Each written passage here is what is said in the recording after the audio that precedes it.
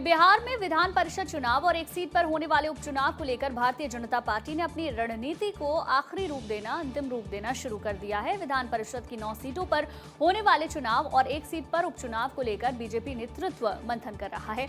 इन सीटों पर एनडीए की जीत के लिए और बीजेपी की ओर से उम्मीदवारों के चयन को लेकर पार्टी के राष्ट्रीय अध्यक्ष नितिन नवीन खुद सक्रिय भूमिका निभाने वाले हैं। जानकारी के मुताबिक विधान परिषद चुनाव में बीजेपी किन चेहरों को मैदान में उतारेगी, इस पर अंतिम निर्णय लेने के लिए राष्ट्रीय अध्यक्ष नितिन नवीन आज पटना पहुंचेंगे। पटना दौरे के दौरान वे मुख्यमंत्री सम्राट चौधरी, प्रदेश अध्यक्ष संजय सरावगी समेत भाजपा के वरिष्ठ नेताओं के साथ महत्वपूर्ण बैठक करेंगे। बैठकों में उम्मीदवारों के नामों पर विस्तार से चर्चा की जाएगी और संभावित प्रत्याशियों के नाम पर अंतिम मोहर भी लगाई जाएगी। देखिए, नितिन नवीन का ये दौरा विधान परिषद चुनाव और बांकीपुर विधानसभा उपचुनाव दोनों लिहाज से काफी इंपॉर्टेंट है। विधान परिषद की कुल 10 सीटें हैं जिन पर चुनाव होने, इनमें से 9 सीटों पर एनडीए की जीत को लेकर कोई खास संशय नहीं माना जा रहा है। वहीं विधानसभा में मौजूदा संख्या बल के आधार पर महागठबंधन के खाते में मुश्किल से एक सीट जाती हुई फिलहाल नजर आ रही है। विधानसभा की बांकीपुर सीट इन दिनों चर्चा का प्रमुख विषय बनी हुई है। नितिन नवीन के बीजेपी अध्यक्ष बनने के बाद ये सीट खाली हो गई, जिस पर अब उपचुनाव होना है। बांकीपुर से बीजेपी किसे उम्मीदवार बनाएगी, इसको लेकर पार्टी कार्यकर्ता और नेताओं के बीच लगातार चर्चा चल रही है। सर्वेश इस वक्त हमारी सहयोगी ज्यादा जानकारी के लिए जुड़ रहे हैं। सर्वेश, बीजेपी अध्यक्ष का ये दौरा बिहार का किन मायनों में खास है? देखिए, नितिन नवीन पटना पहुंच चुके हैं और 10 बजे के आसपास बांकीपुर विधानसभा का जो कार्यालय है वहां पर बैठक आहूत की गई है। तो इस बैठक में एक तरह से देखा जाए तो जो मंडल जो अध्यक्ष हैं और जो मुख्य कार्यकर्ता हैं बांकीपुर विधानसभा क्षेत्र के, उनके साथ नितिन नवीन बैठक करेंगे और बैठक करके अंतिम मुहर लगाई जाएगी कि किसके नाम पर मुहर लगती है। क्योंकि बांकीपुर उपचुनाव काफ़ी महत्वपूर्ण इसलिए भी हो जाता है क्योंकि नितिन नवीन का और उनके पिता का ये पुश्तैनी सीट रहा है और इस सीट पर नितिन नवीन खुद चाहते हैं कि कोई दमदार व्यक्ति हो जो उनके काम काज को आगे बढ़ा सके। तो इसलिए नितिन नवीन का यह दौरा काफ़ी महत्वपूर्ण हो जाता है। इस बैठक के बाद माना यही जा रहा है कि नितिन नवीन जो एमएलसी की जो सीटें हैं उसको लेकर भी मंथन करते हुए नजर आएंगे, जिसमें सम्राट चौधरी, संजय सरावगी के साथ उनकी महत्वपूर्ण बैठक होनी है और बैठक ये उनके आवास पर होनी है और इसको काफ़ी गोपनीय रखा गया है। तो एक तरह से कहा जाए तो ये तमाम जो दोनों बैठकें हैं वो काफ़ी महत्वपूर्ण है। आज दिन भर का कार्यक्रम नितिन नवीन का फिलहाल यही है और कल शाम को राजधानी एक्सप्रेस से वो फिर दिल्ली के लिए रवाना हो जाएंगे। तो एक तरह से पूरा कार्यक्रम जो है नितिन नवीन का ऐसा ही है, जिसमें माना जा रहा है कि इस बार जो एमएलसी के चुनाव होने हैं और जो बांकीपुर विधानसभा का उपचुनाव होना है उसको लेकर प्रत्याशियों के नाम पर अंतिम मुहर लगाई जा सके, इसके लिए नितिन नवीन का यह दौरा काफ़ी अहम हो गया है। जी, यानी विधान परिषद चुनाव के लिहाज से अगर हम समझने की कोशिश करें इस दौरे को तो अपने आप में काफी इंपॉर्टेंट हो जाता है।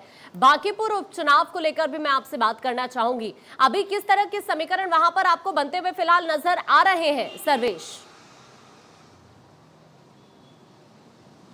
देखिए, बांकीपुर विधानसभा सीट जो है वो कायस्थ बहुल सीट है और सबसे ज़्यादा कायस्थ वोट यहाँ पे है और यही वजह है कि नितिन नवीन, उनके पहले उनके पिता जो थे वो लगातार इस सीट पर जीतते आए थे और यहाँ पे कई बार कड़ी शिकस्त देने की कोशिश महागठबंधन की तरफ से और तमाम जो विरोधी दल हैं उनकी तरफ से की गई, लेकिन कामयाबी कभी नहीं मिली और लगातार ये लोग जीतते आए।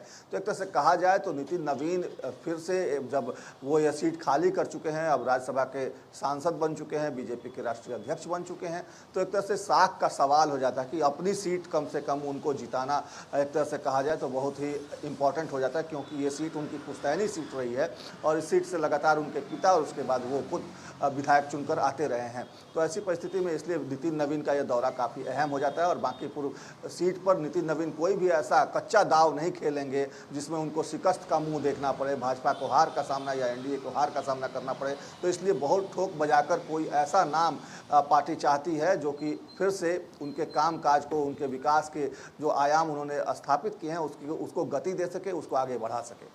तो क्या सर्वेश ये मान लिया जाए कि आज उम्मीदवारों का नाम पूरी तरह से फाइनल हो जाएगा और फिर जल्दी ऐलान भी कर दिया जाएगा? और वैसे भी पार्टी के लिए तो कहा जाता है ना हमेशा से बीजेपी के लिए कि 24/7 पार्टी एक्टिव रहती है और ये बताता है कि पार्टी के लिए कोई भी राज्य या फिर इकलौती एक सीट भी छोटी नहीं है, वहां पर भी उतनी ही इंपॉर्टेंस पार्टी देती है जितनी अन्य चुनाव में देती है। देखिए, उम्मीदवार के नाम की घोषणा आज नहीं हो सकती है, लेकिन ये माना जा रहा है कि कमोबेश मन बना लिया गया है कि किसे उम्मीदवार बनाना है। और नितिन नवीन का आना ही इस बात की तस्दीक करता है कि उन्होंने मन में एक नाम जरूर सोच रखा होगा, या एक दो नाम और भी हो सकते हैं जिस पर चर्चा होनी है, लेकिन मंडल अध्यक्षों के साथ, मुख्य कार्यकर्ताओं के साथ नितिन नवीन की यह बैठक इस बात की तरफ इशारा करती है कि वो जिन नामों पर चर्चा हो रही है उन नामों को लेकर वहाँ पर चर्चा करेंगे और तमाम लोगों से राय मशवरा करेंगे, उनकी राय भी लेंगे। क्योंकि बीजेपी देखिए कार्यकर्ताओं की पार्टी है, कैडर की पार्टी है, और निश्चित तौर पे अपने कार्यकर्ताओं को किसी भी तरीके से नाराज करने की मंशा नहीं है। और यही वजह है कि नितिन नवीन को खुद यह कमान सौंपी गई है और उनको यहाँ बुलाया गया है, और वो खुद ही यहाँ आए हैं इस महत्वपूर्ण बैठक को एक तरह से कहें तो उसकी अध्यक्षता करने के लिए। तो निश्चित तौर पे एक राष्ट्रीय अध्यक्ष हैं और उनकी बात को सब लोग मानेंगे, और लगातार वो वहाँ से जीतते आए हैं। तो उस इलाके के जो भी कार्यकर्ता होंगे, मंडल अध्यक्ष होंगे, अगर उनमें किसी बात को लेकर, किसी नाम को लेकर नाराजगी होगी तो उस नाराजगी को भी दूर करने की कोशिश नितिन नवीन करते हुए पूरा फॉर्मूला नजर आए। किस तरह से सेट किया जाता है, अब ये देखना काफी दिलचस्प होने वाला है। बहुत बहुत शुक्रिया सर्वेश आपका हमारे साथ जुड़ने के लिए, इस पूरी जानकारी के लिए।